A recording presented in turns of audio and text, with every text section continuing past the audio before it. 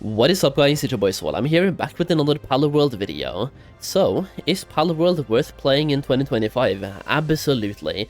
Let's get right into it, and there has been a brand new update to Palworld, which is called Feybreak, where they have already made this update 6 times bigger than the last one. I mean, that is just in terms of sheer value in the update itself, like the island for example is 6 times bigger than the previous island, and also there's so much content.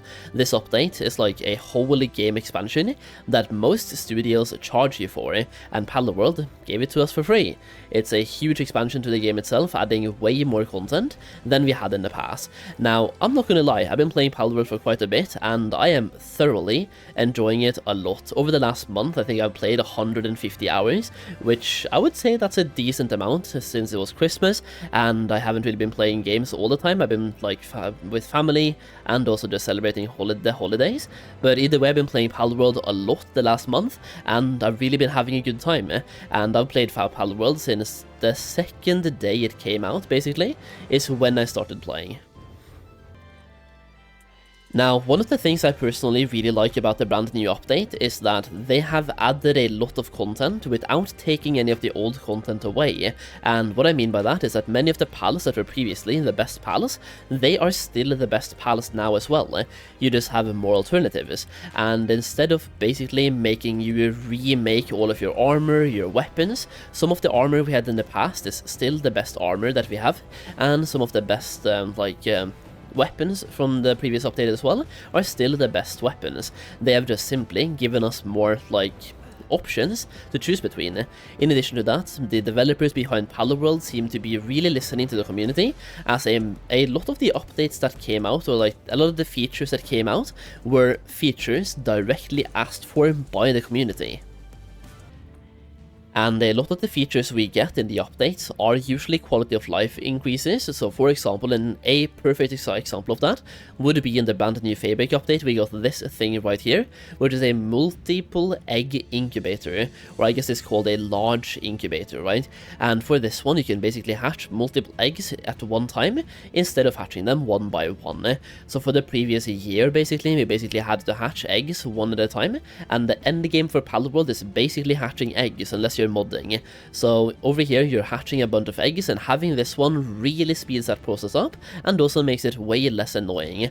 That is just one quality of life increase. A couple of other quality of life increases that we have had pretty much every single patch is getting access to, for example, the pure quartz mine, the sulfur mine, the coal mine, the ore mining site 2 and the ore mining site 1.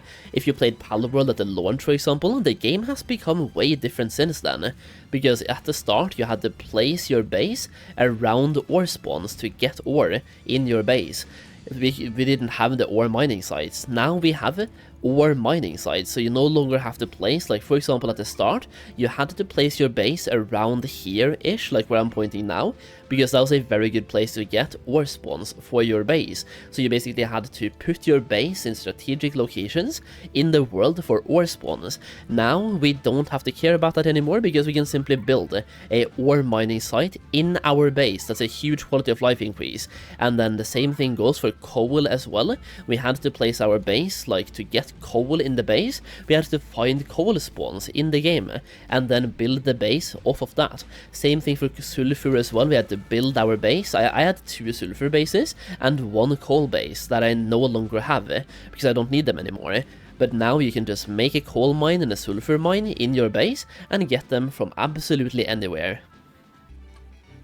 And the thing is, Palworld has been out for just over 1 year now, and we have had 2 pretty big updates to the game that both have been free, by the way, which first of all is way more frequent updates than I would have expected from an early access game and a game of this size. And yeah, both of the updates being that huge and also being free. Granted, the Sakurajima update wasn't really that much gameplay. The Feybreak update is absolutely insane amounts of gameplay. Once again, I have played this patch for over 150 hours, and I feel like I might be halfway done. So yeah, that's 300 hours of gameplay. And another thing that I love about Palworld is the fact that the developers are so in tune to the community, because once again, many of the updates and the features we have had is things directly requested by the community. So the developers are actively paying attention to what players want, and they put it into the game, because like, why not just make your players happy and give them what they're asking for? So when something is getting a lot of upvotes, a lot of people want something in the game, the developers listen and they take action based on that. Now, one of the things that makes Palworld really worth playing, in my opinion, is that it's a very open game, and what I mean by that is that the end game of Palworld can be exactly what you want it to be. Do you want to just clear out all of the bosses and all of the raids and all of the towers, just do it once and then be done? Well, good for you, that's your task, right? So get the towers done on every single difficulty, and then get the bosses done on every single difficulty as well, if that's your goal. Or, is your goal to get all the palace in the game? If so, then there we go, that's another thing you can do, right? Is your goal to build 10 bases and have them be as efficient as possible? Do you want to have all of the palace with the best abilities in the game? Do you want to, like, how much do you want to min-max here? Do you just want to, quote-unquote, complete the game by taking out the towers? Or do you want to min-max the palace, get the strongest palace you can, both for combat, get the best flying pal you can, get the best planting pal, mining pal, handiwork pal? There's so much min-maxing you can do, if you want to, and I feel like that if you want to part is a huge aspect here, because you don't need to min-max, but if you want to, you can, and you definitely benefit from it, which just adds a lot more optional gameplay that you can choose to go for and get way more content out of the game from. Now, if you haven't played Palworld before, it's basically a crafting/survivor hybrid game, and if I had to classify it as something simple, I would say Pokemon with crafting or building and also guns. So you basically have guns, you craft ammo for your guns, and you can build objects and build bases, right? In your base, you can have pals that you've been capturing, and you can get those pals to gather resources for you and craft things for you.